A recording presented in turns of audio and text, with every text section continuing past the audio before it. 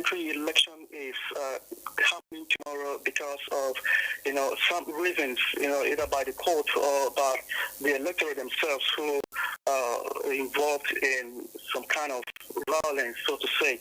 The Ajaokuta Federal Constituency, to start with, is going to have a rerun tomorrow in 22 minutes.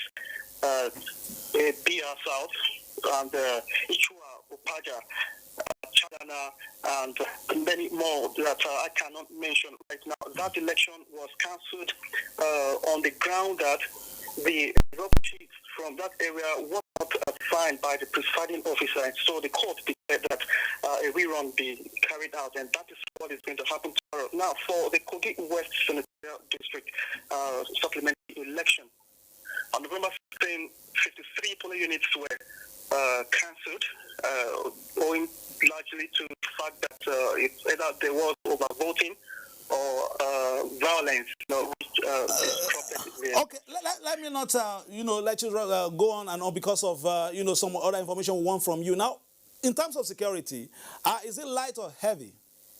Now, Lokoja is the state capital, as it is right now, is calm and dry. But, unlike the November 16 election, the level of security here is light. Though the road is, the passengers, people on the roads is scanty, because this morning, during my interaction with some persons, a lot of persons actually traveled to the areas where election will be taking place. But it is right now, the situation here is very calm.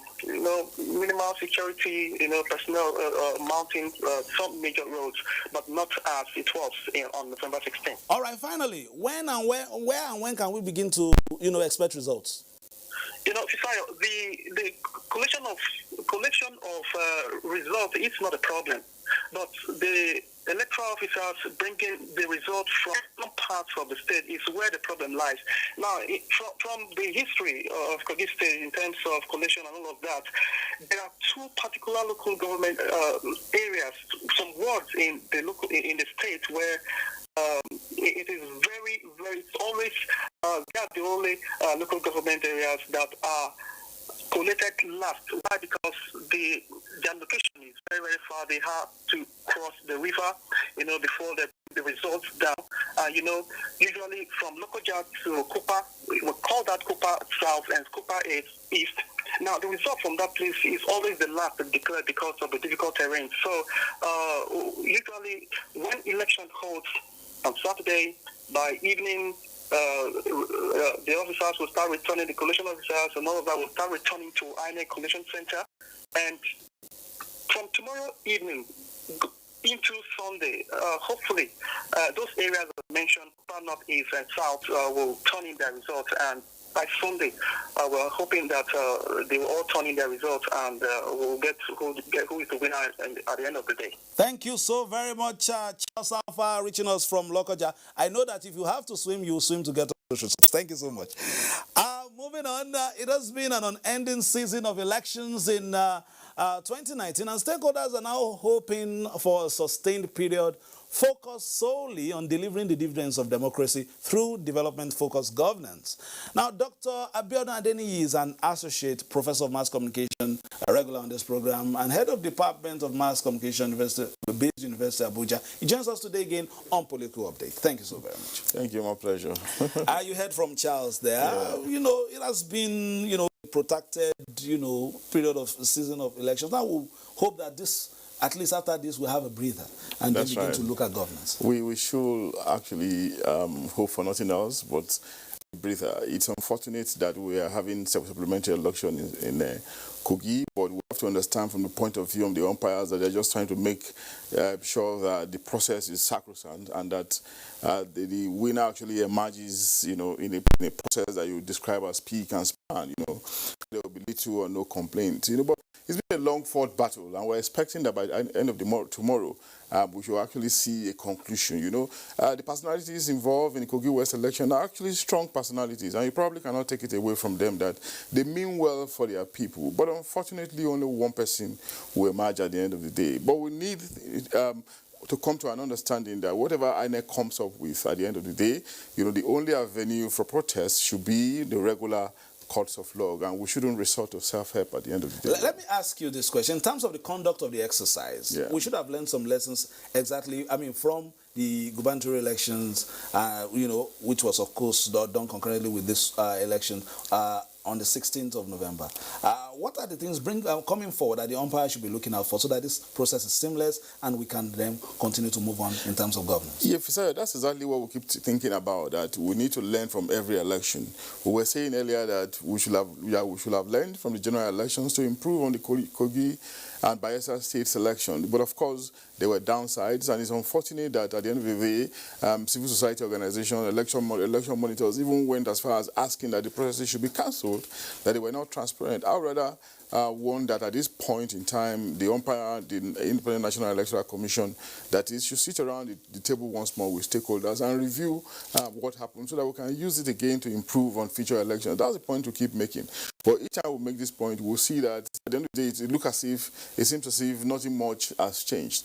But the fact that we came to a certain conclusion at the end, on November 16 is actually gratifying. Now, moving forward from that stage is to realize that election is not necessarily a means, it's an end in itself, but a means to an end. And that end is governance. That end is statecraft. That end is trying to satisfy the yearnings and aspirations of the people.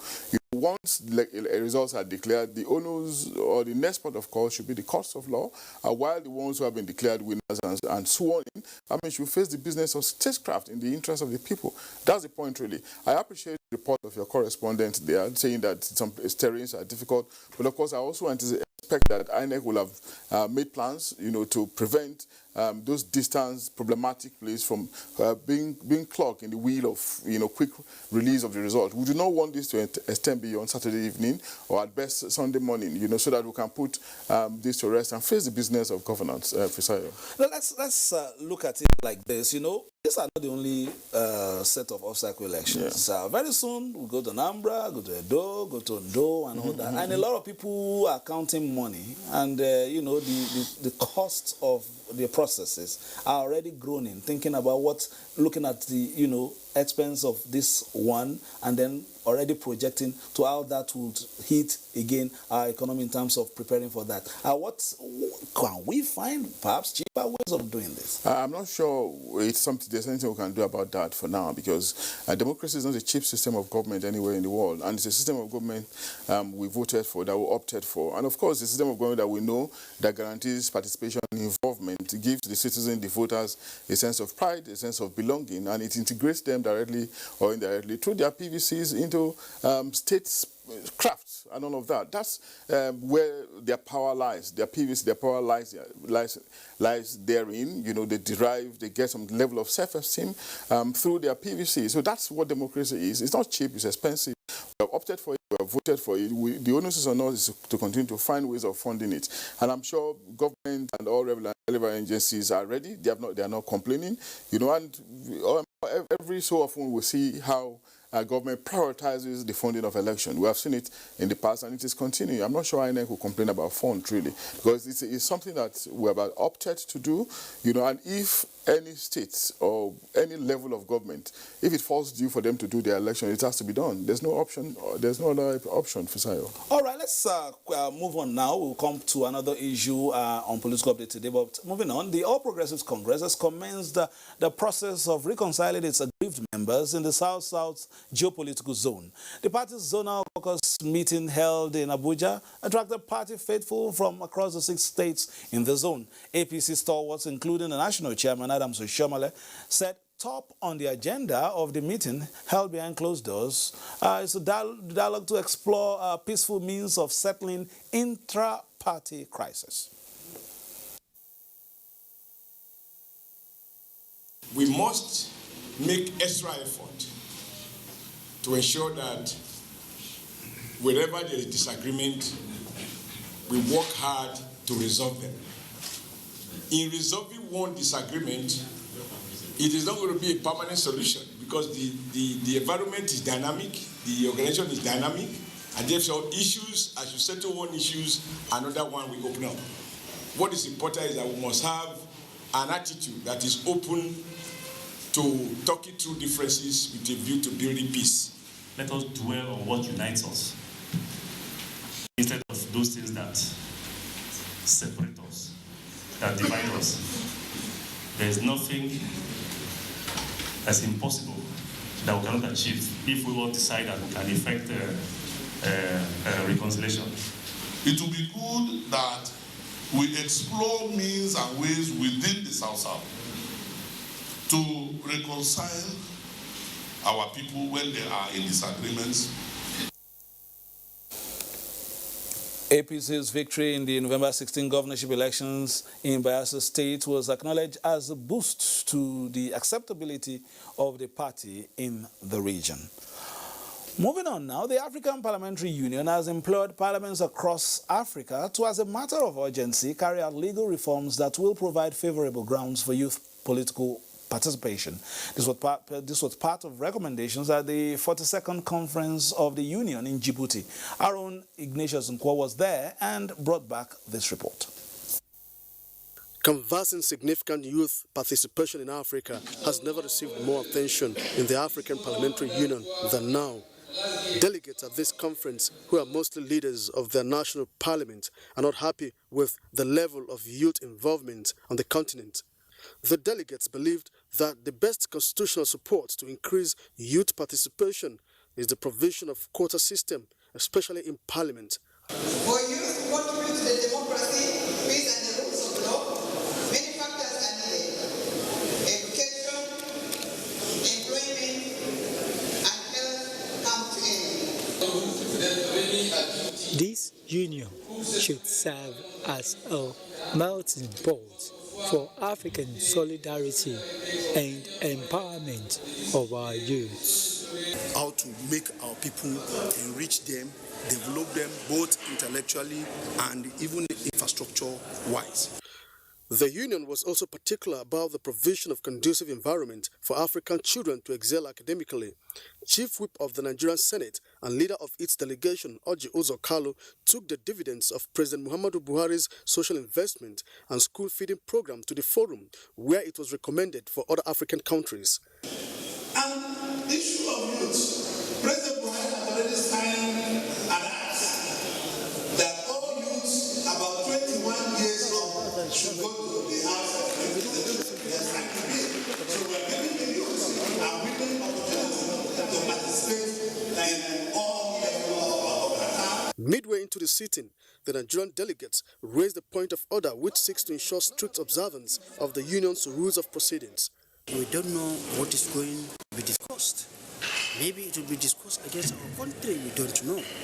So, and we demanded for the order paper of the meeting so that we will know how to come on. Particularly issue of the order paper and issue of not taking us along. Not only Nigeria anyway, but we Nigerians will not take that. We want this to be done with decorum.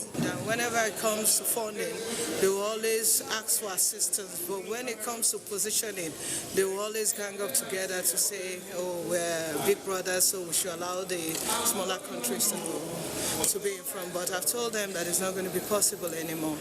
This is the last conference for the African Parliamentary Union in 2019. Ignatius Nkwo, NTA News. Nigeria going with some good heads there, but let's look at it two ways. First, let's start with the issue of youth involvement in governance. On the continental stage, it's been acknowledged that the youth should be given more opportunities to thrive, to show their dexterity as far as governance and administrative positions are concerned. Yeah, absolutely. It's a noble call. It's a call that is in tandem with the new age that we are in. And we're talking about the age of the Internet of Things, the age of artificial intelligence, of data sciences and augmented reality. And that age is an age that is dynamic, that puts the youth in a very good stead to cope with it. So when you're talking about the youth, they're essentially talking about the future, and no nation, no system or society can undermine its future. So playing up the factor of the youth in the scheme of things is a priority of most governments the world over, and it's also gratifying to see that the Nigerian government is moving in that direction, recognizing that the youth they have a very critical role to play in statecraft, as it were. The second part of my question is continental politics. When it comes to looking for some support militarily, in terms of aid, in terms of funding. Many of these African countries, they come to, solicit Nigeria's support and call us the big brother. Yeah. When it comes to the politics, then it's all in French sometimes and all that, and then they expect us just to take a back seat. Why?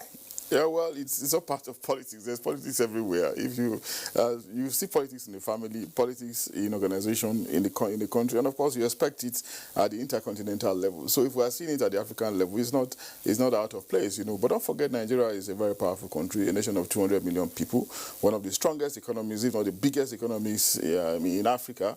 And we have influence traditionally and historically, and we've played significant roles in the past. So if we have played it in the past, nothing is stopping anyone else from expecting that we'll continue to play it. So it's just politics. And let me get as much as possible from them, and perhaps if I can keep some other things away from myself and grab more from them, it's okay to continue to do it. So it's part of the ding-dong relationship that we expect between parties, between interest groups, and we shouldn't expect that it won't happen at the intercontinental or at the transcontinental level. So that's what we're seeing manifesting. So succinctly put by Dr. Abiodun Adeniyi. Thank you so very much for coming again on Political Update. That's our beat today on Political Update. Don't forget, man is a political animal. So play your politics for the greater good. You've been watching our Political Update, courtesy of the Nigerian Television Authority, Africa's biggest and finest. Of course, we will continue to give you the very best in news, reviews, previews, and interviews. We'll be back, God willing, again on Tuesday. Bye for now.